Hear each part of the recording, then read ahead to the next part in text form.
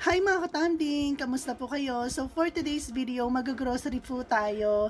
And tingnan nyo naman po yung outfitan natin ngayon. Kahit sobrang init ng panahon, nakuha pa talaga nating mag-jacket. Mukha na naman tayong hold-upper. Charot!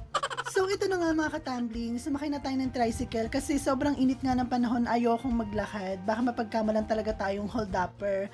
So dito tayo mag-grocery sa Ultra Mega Supermarket, Balibago Branch. So ito na, papasok na tayo sa loob ng supermarket at nadaanan ko nga pala tong mga alak na to, grabe. Pero napigilan ko siya, alam nyo na, diba? So itong Ultra Mega Supermarket Balibago Branch ay sobrang lapit lang po sa amin. Isang sakay lang po, pwede ka nang makapunta dito at pwede ka na kaagad mag-grocery.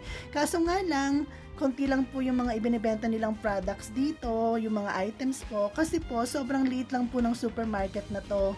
Pero kung gusto nyo po ng mas malaking supermarket at mas kompleto, pwede po kayong pumunta doon sa Jumbo General Dao Branch. Pero kung meron naman kayong mas malaking budget, pwede naman kayong pumunta doon sa Pure Gold. At ayan, nandito na kagad tayo sa tricycle, tapos na kagad tayo mag-grocery. Ang bilis, no? At pag-uwi ko nga pala ng bahay, meron kagad akong bisitang maliit. Ito si Andrea, yung makulit kong bisita. Shoutout sa iyo, Andrea. So ito na nga mga katambling, nandito na kagad tayo sa bahay. Ang bilis ng transition, diba? Kanina lang nag-grocery pa tayo, tapos ngayon nandito na kagad tayo sa bahay. Binubuksan na natin yung mga nabili nating grocery items. So mga katambling, kung magtatanong nga pala kayo, bakit ang bilis-bilis lang ng transition ng video natin? Eh kasi naman ang hirap-hirap mag-vlog sa loob ng supermarket. Kasi nga mag-grocery ka, diba?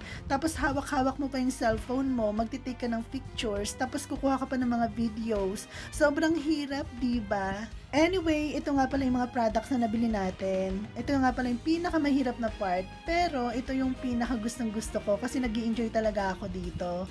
I-check mo yung mga products kung kulang ba, kumpleto ba, or kung mayroon bang dapat bilhin pa ulit. Tapos kailangan mo pa silang i-check sa resibo mo kung tama ba yung mga nakalagay doon. Ang saya-saya, diba?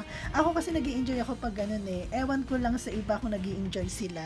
At kung mapapansin nyo nga pala mga katambling, itong mga food supply na binili ko ngayon ay more on pancit canton, instant noodles. Alam ko naman na hindi siya healthy kasi nga maaalat ng mga pagkain na to. Pero ito kasi yung mga food na tinitira ko tuwing mag-isa lang ako dito sa bahay. Alam niyo naman ako, diba? Lagi ako nagpupuyat.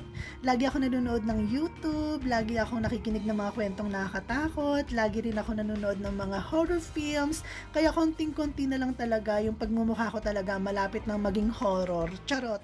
Wait lang, umuulan na naman. Ano ba yan? Tuwing mag-vlog tayo, lagi na lang umuulan. Sana hindi nyo marinig sa background yung ulan. Kasi naman si Regine lagi na lang kumakanta ng tuwing umuulan. Charot!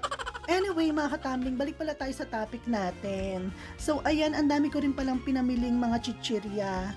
Sobrang dami nito. Kulang na lang talaga magtayo ako ng tindahan dito para may business ako, diba? But anyway, ayan, nilalagay ko nga pala sa kahon. Ito yung tinatawag kong UTI box. Bakit siya tinawag na UTI box?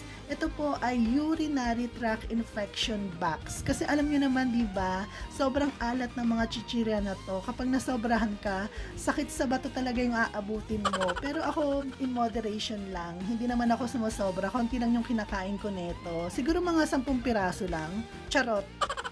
So, ayan na nga mga katambling yung final look na mga binili natin. Final look talaga, pang Miss Universe. Final look, diba? So, ito, ayan, kompleto naman lahat kasi chinek ko naman yung resibo natin. Wala naman kulang. Sana nga may sobra pa eh. Charot. Pero hindi pa po kumpleto lahat ng mga nabili ko na yan kasi kulang pa. I mean, marami pa akong hindi nabibili kasi wala pa yung mga pang personal use ko, yung mga detergents, yung mga powder, yung mga sabong panlaba, wala pa. Next time ko na lang bibilin kasi sobrang mahal na ng mga bilihin ngayon, diba? Sana all minamahal, sana all may jowa. Charot! So, ayun lamang po. Bye mga katambling!